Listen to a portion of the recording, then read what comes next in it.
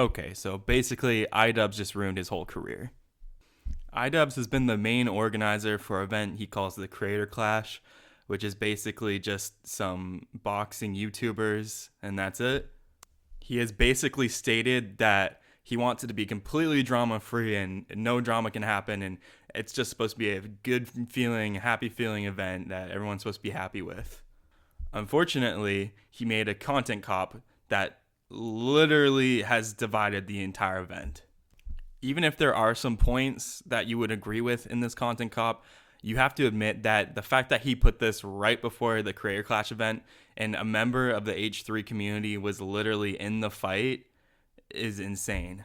But things really started taking a downhill turn once Harley from Epic Mealtime, who was basically the main event for this Creator Clash, was discussing how Ian had used a swastika sword in the video against, a Jewish man. It's kind of interesting choice. Harley himself is Jewish and has already kind of had a lot of weird experiences with the event, including how much everyone gets paid, with certain fighters being paid more than others, which is very interesting. And all of this bad controversy has basically concluded with Harley deciding to just drop out from the event, which is insane. I mean, Ian was the guy that went to TanaCon and made fun of Tana for all of her antics back in the day, and it turns out he's literally creating a worse event somehow, which is insane. This whole controversy basically started with Ethan from H3 not 100% agreeing with, Iduzz's new friends' takes. But the insane part is that Iduzzz is now going to Ice Poseidon and Tectone, who are literally known for harassing the people he's friends with now. So it's kind of, interesting. And we found out just yesterday that Lena from the H3 podcast team has dropped out, which honestly at this point, I don't even know anyone left in the event. There's not even a reason to watch for me at this point. It's pretty rough.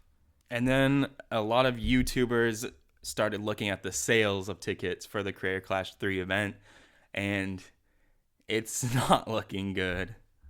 I mean, you just have to imagine how much of a scramble is behind the scenes for them to literally find someone to be the main fight for this, what should be a pretty huge event, right?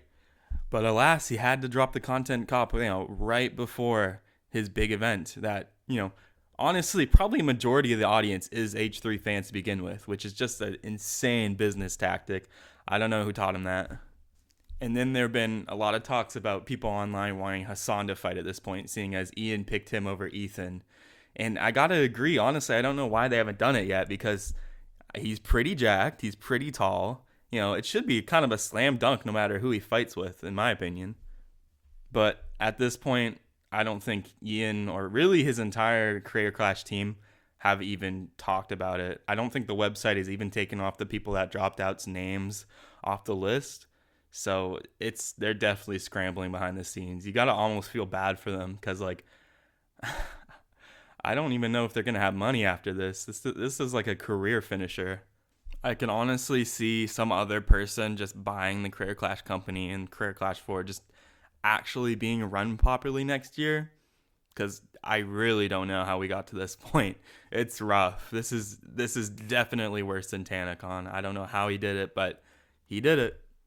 But just to finish off, this has kind of been the worst internet takedown we probably have ever seen and probably will ever see.